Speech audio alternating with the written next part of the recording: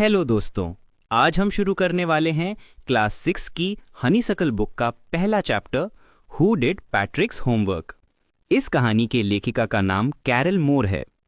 दोस्तों, इस वीडियो को पूरा एंड तक ज़रूर देखना ताकि आपको पूरा चैप्टर अच्छे से समझ आ जाए। अगर आप ये वीडियो पूरा देखते हो तो आपको इस चैप्टर में किसी भी तरह की दिक्कत नहीं आएगी।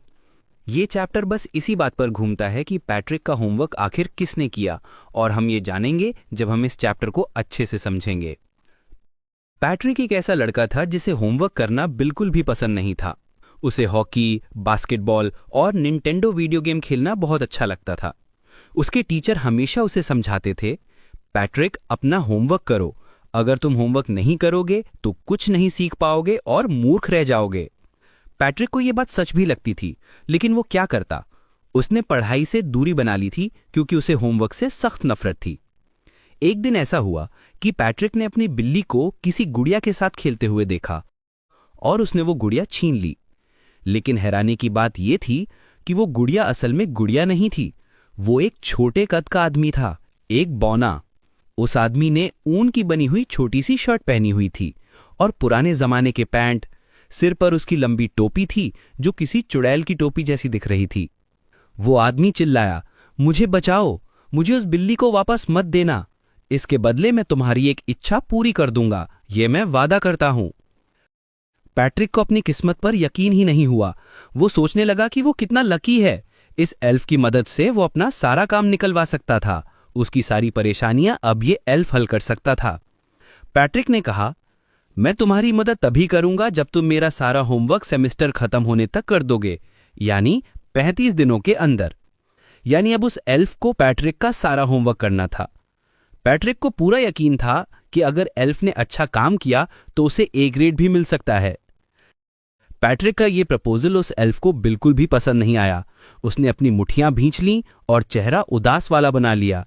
वो बहुत दुखी हो गया, लेकिन फिर भी उसने पैट्रिक की बात मान ली और अपना वादा निभाने के लिए तैयार हो गया, क्योंकि उसके पास इसके अलावा कोई दूसरा रास्ता नहीं था। फिर एल्फ ने पैट्रिक का होमवर्क करना शुरू किया, लेकिन उसमें एक बड़ी दिक्कत थी। उसे समझ ही नहीं आता था कि क्या करना है, इसीलिए एल्फ को बार बार पैट्रिक की मदद लेनी पड़ती थी। सबसे पहले वो पैट्रिक का इंग्लिश का होमवर्क कर रहा था।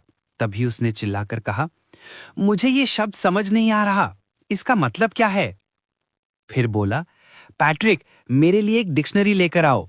नहीं, इससे भी अच्छा होगा कि तुम खुद इस शब्द को देखो और इसके अक्षर एक एक करके पढ़ो ताकि मुझे समझ आ जाए, वरना मुझे कुछ भी समझ नहीं आने वाला। फिर जब मैथ्स का होमवर्क करने की बारी आई तो एल्फ फिर से चिल्लाने लगा, क्योंकि उसे मैथ्स की बिल्कुल भी समझ नहीं थी। उसने कहा, ये टाइम टेबल्स क्या होते हैं? मतलब जो हम बचपन में पढ़ते हैं, जैसे 1 की टेबल, 2 की टेबल वगैरह। लेकिन उस एल्फ को तो ये भी नहीं पता था कि टाइम टेबल्स नाम की चीज होती क्या है। वो चिल्लाकर बोला, हम एल्फ लोगों को इन चीजों की जरूरत ही नहीं पड़ती। ना हमें एडिशन की जरूरत होती है, ना सब्ट्रैक्शन की, और ना ही डिवीजन या मल्टीप्लिकेशन जैसी किसी चीज की। फिर उसने कहा, पैट्रिक, तुम मेरे पास बैठो और मुझे गाइड करो। क्योंकि एल्फ को मैथ्स के किसी भी टॉपिक की जरा भी समझ नहीं थी, यहां तक कि उसे बेसिक जोड़, घटाना या गुणा भी नहीं आता था। अब हालत ये थी कि एल्फ को पैट्रिक की मदद की जरूरत पड़ने लगी थी। अब जब हिस्ट्री की बारी आई तो एल्फ को इस सब्जेक्ट के बारे में भी कोई भी जानकारी नहीं थी। उसके लिए तो ये हिस्ट्री एक मिस्ट्री बन गई थी। इसीलिए जो एल्फ पहले ही मैथ्स करते हुए चिल्ला रहा था, अब और जोर से चिल्लाने लगा, क्योंकि पहले तो उसे गणित समझ नहीं आ रहा था और अब ये इतिहास का नया सिरदर्द सामने आ गया था। वो पैट्रिक से बोला, लाइब्रेरी जाओ और बहुत सारी किताबें लेकर आओ, जितनी ज्यादा हो सकें, और इन किताबों को पढ़ने में तुम्हें मेरी मदद करनी होगी। क्योंकि उसे हिस्ट्री के बारे में कुछ भी नहीं आता था और अब फिर से उसे पैट्रिक की ही मदद की जरूरत पड़ने लगी थी। अब वो एल्फ पैट्रिक की परेशानी की वजह बन गया था, क्योंकि वो उससे बहुत मेहनत करवा रहा था और पैट्रिक को अब खुद पढ़ाई करनी पड़ रही थी। वो रात भर जागता रहता था और उससे पहले उसने कभी इतनी थकान महसूस नहीं की थी। नींद पूरी ना होने की वजह से उसकी आंखें सूज गई थीं, लेकिन फिर भी वो उसी हालत में स्कूल जा रहा था। आखिरकार स्कूल का आखिरी दिन आ गया था और अब उस एल्फ को आज़ादी मिल गई थी क्योंकि कोई भी होमवर्क बाकी नहीं था। सारे सब्जेक्ट्स का काम पूरा हो चुका था। वो चुपके से पीछे के दरवाजे से बाहर निकल गया। पैट्रिक को ए ग्रेड मिला। ये देखकर उसके क्लासमेट्स हैरान रह गए।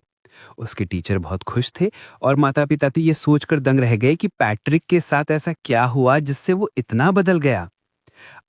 अब वो अपना कमरा खुद साफ करता था, अपना सारा काम खुद करता था, हमेशा खुश रहता था और किसी से भी रूडली बात नहीं करता था। सच में पैट्रिक का पूरा एटीट्यूड बदल चुका था। पैट्रिक ये सोच रहा था कि उसका सारा होमवर्क उस छोटे से एल्फ ने किया है, लेकिन आखिर में हमें पता चलता है कि होमवर्क एल्फ ने नहीं बल्कि पैट्रिक ने खुद किया था। असल में वो एल्फ पैट्रिक की एक कल्पना थी, एक इमेजिनरी कैरेक्टर जिसने उसे मेहनत करने के लिए इंस्पायर किया और उसकी जिंदगी बदल दी। इसी वजह से पैट्रिक एक अच्छा, जिम्मेदार और समझदार लड़का बन गया। तो इसी के साथ ये चैप्टर खत्म होता है। अगर आपको वीडियो अच्छी लगी हो तो प्लीज लाइक, शेयर करें और चैनल को सब्सक्राइब करना ना भूलें। चैनल को सब्सक्राइब करने से इस तरह के बढ़िया वीडियो की नोटिफिकेशन सीधे आपके पास आएंगी, इसलिए आप लोग इस चैनल को सब्सक्राइब कर सकते हैं। अभी मैं चलता हूँ, मुलाकात होगी आप लोगों से अगले लेक्चर में। गुड बाय दोस्तों।